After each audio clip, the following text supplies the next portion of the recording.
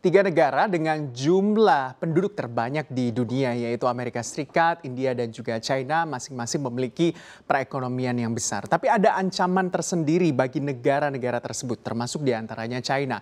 China menghadapi sebuah ancaman yaitu kurangnya generasi produktif untuk menuju pertumbuhan ekonomi yang jauh lebih baik yang menjadi mimpi China untuk menyalip Amerika Serikat sebagai negara dengan ekonomi terkuat dan juga terbesar nomor satu di dunia. Tapi ambisinya kayaknya agak kurang realistis ketika melihat generasi atau lapisan masyarakat dengan usia yang produktif di China semakin berkurang karena adanya perubahan mindset, yaitu orang-orang di China atau generasi-generasi produktif di China tidak ingin memiliki keturunan atau mungkin tidak ingin memiliki anak atau tidak ingin menikah. Ini yang menjadi perhatian pemerintah China tentunya. Bagaimana sebenarnya apa yang akan dilakukan oleh pemerintah China?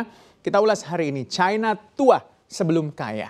Jadi ancaman China tua sebelum kaya itu ya memang terlihat begitu jelas ketika terjadi penurunan angka kelahiran di China. Terlihat di tahun 2020 saja hanya ada 12 juta kelahiran. Bayangkan dengan penduduk sekitar 1,4 miliar manusia di China itu jumlah kelahirannya di tahun 2020 hanya 12 juta orang. Berarti dirata-ratakan kelahiran di China itu semenjak adanya larangan atau mungkin ya pelarangan jumlah anak lebih dari satu itu hanya sekitar kurang lebih 1,2 juta kelahiran setiap tahunnya. Setelah adanya pelarangan satu anak saja hanya boleh. Setiap orang China itu memiliki satu anak saja. Sebenarnya kalau kita lihat dengan kebijakan satu anak saja yang diterapkan sejak mulai tahun 1979 oleh pemerintah China, ini sebenarnya karena kita tahu pada saat itu overpopulated atau terjadi overpopulasi begitu di China sehingga membuat pemerintah China harus membatasi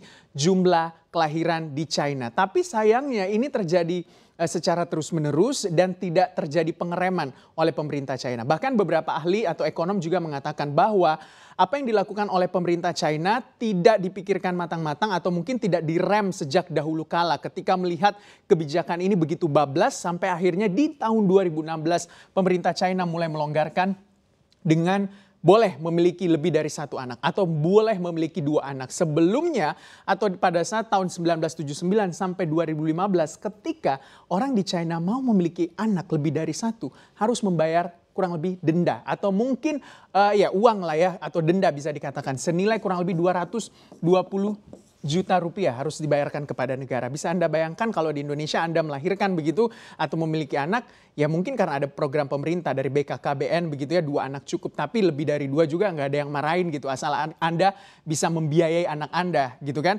Tapi di China memang dibatasi sejak tahun 1979 sampai dengan di 2016. Dan ketika melihat ancaman pertumbuhan atau orang-orang generasi-generasi produktif di China semakin menurun, itu berarti juga menjadi ancaman bagi China yang ingin menyalip Amerika Serikat menjadi negara dengan kekuatan ekonomi terbesar di dunia. Kenapa? Karena ketika jumlah generasi produktif semakin menurun, otomatis yang menggerakkan roda-roda perekonomian di negara tersebut atau di China utamanya, ya tidak ada dong. Karena ia bisa dikatakan yang lanjut usia atau lansia tidak mungkin bekerja secara terus-menerus mau di pabrik, di perkantoran dan segala macamnya. Nah akhirnya pemerintah China yaitu bisa dikatakan yang berkuasa kan Partai Komunis China ya.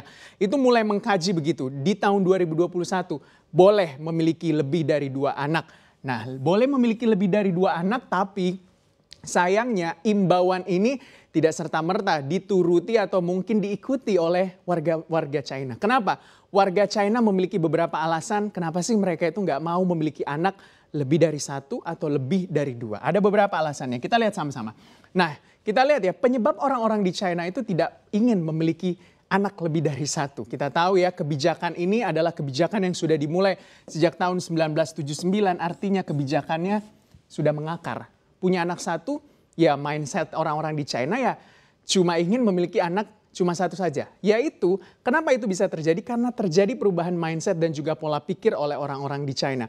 Jadi ketika kebijakan ini mulai diterapkan, orang-orang di desa itu mulai bergerak menuju ke kota untuk mendapatkan pekerjaan. Dengan jumlah waktu itu overpopulated, itu berarti untuk mendapatkan sebuah pekerjaan di China, persaingannya itu begitu besar begitu ya. Dan juga untuk gaji atau salary di China itu ya bisa dikatakan ya cukup-cukup untuk kehidupan sehari-hari saja, untuk tingkat perekonomian yang menengah begitu ya.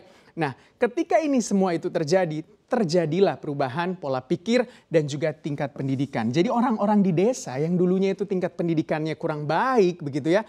Itu kalau Anda lihat memang rata-rata usia 27 sampai 40 tahun yang sekarang di China itu semuanya rata-rata lulus S1 dan juga lulus S2 dan mendapatkan pekerjaan.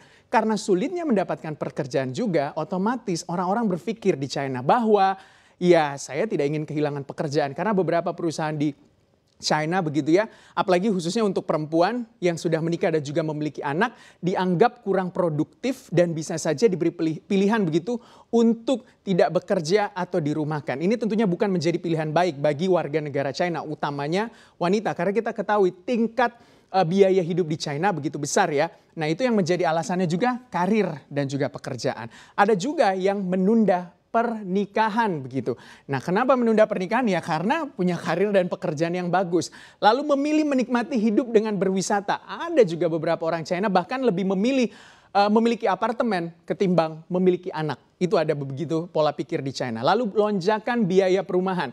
Nah, kalau kita lihat untuk lonjakan biaya perumahan di China itu harga sewa apartemen saja di China itu berkisar kurang lebih 4.000 sampai dengan 7.000 sampai dengan 9.000 renminbi lah. Jadi sekitar kurang lebih 8 juta ke atas untuk apartemen tipe studio atau satu kamar. Jadi bisa dikatakan ya kalau misalnya dengan tingkat hidup menengah begitu 9 juta untuk membayar satu apartemen saja, bisa Anda bayangkan begitu sempitnya sebenarnya untuk mengatur pola keuangan seorang warga negara China ya. Apalagi kita ketahui bahwa di China itu rata-rata adalah generasi sandwich atau membiayai orang tua mereka. Otomatis ketika mereka misalnya memiliki anak lebih dari 1 atau 2, mereka harus menanggung biaya orang tua, misalnya memiliki orang tua 2 begitu ya. Ya 2 orang tua, apalagi kalau orang tuanya masih lengkap suami dan juga istri, otomatis punya tanggungan 4 orang tua, lalu ditambah ya 2 suami dan istrinya terus memiliki anak lebih dari 1 begitu atau 2. Ya berarti bisa dikatakan 8 orang begitu harus menjadi tanggungan satu keluarga begitu. Itu yang dianggap memberatkan bagi warga negara China karena tingginya biaya perumahan dan juga tingginya biaya hidup. Selain itu juga biaya pendidikan ini menjadi alasan. Kenapa sih? Ya karena biaya pendidikan itu cukup mahal sebenarnya di China. Karena kalau kita lihat orang-orang di China mengkhawatirkan begitu anaknya tidak bisa mendapatkan pendidikan yang baik. Kalau misalnya dia bisa punya anak 2. Jadi anak yang pertama itu diharapkan bisa mendapatkan pendidikan yang baik. Kalau punya anak lebih dari 1 ditakutkan begitu ya tidak mendapatkan pendidikan yang baik. Lalu perawatan kesehatan di China, for your information, bukan cuma Indonesia saja sebenarnya yang bermasalah soal asuransi kesehatan. Walaupun hampir bisa dikatakan 97% warga negara China itu tercover oleh asuransi. Tapi ternyata asuransi di China itu hanya menanggung kurang lebih 50% saja dari total biaya perawatan atau kesehatan Anda. Jadi kalau misalnya Anda masuk rumah sakit biaya 100 juta ya 50 juta saja yang ditanggung oleh asuransi. Selebihnya Anda harus bayar sendiri. Itu berarti menjadi pertimbangan juga warga negara China. Dan juga ya biaya makan ya. Jadi semakin banyak anggota keluarga ya semakin besar juga kos Anda untuk mengeluarkan biaya hidup dan juga biaya makan.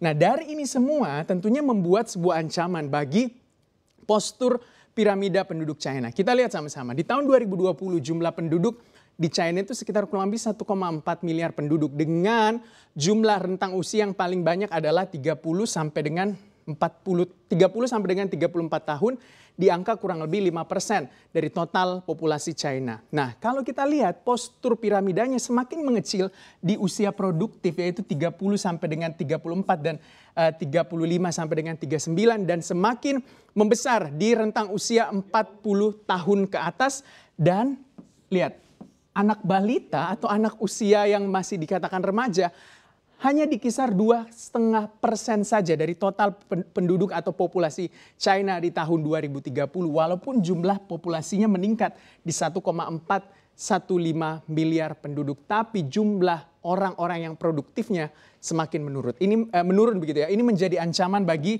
perekonomian China yang bermimpi begitu bisa mengalahkan GDP Amerika Serikat. Kita tahu GDP Amerika Serikat di tahun 2020 yaitu 20,93 triliun US dollar. China itu hanya 16,66 triliun US dollar. Itu berarti untuk menyalip itu dibutuhkan generasi yang lebih produktif. Nah di 2050 jumlah penduduk China itu dikabarkan atau diproyeksikan akan menurun kalau orang-orang di China masih enggan untuk melahirkan begitu atau memiliki anak lebih dari satu. Hanya ada 1,348 miliar penduduk dan sebenarnya proyeksi pertumbuhan ekonomi China itu mencapai puncaknya di tahun 2029 mendatang.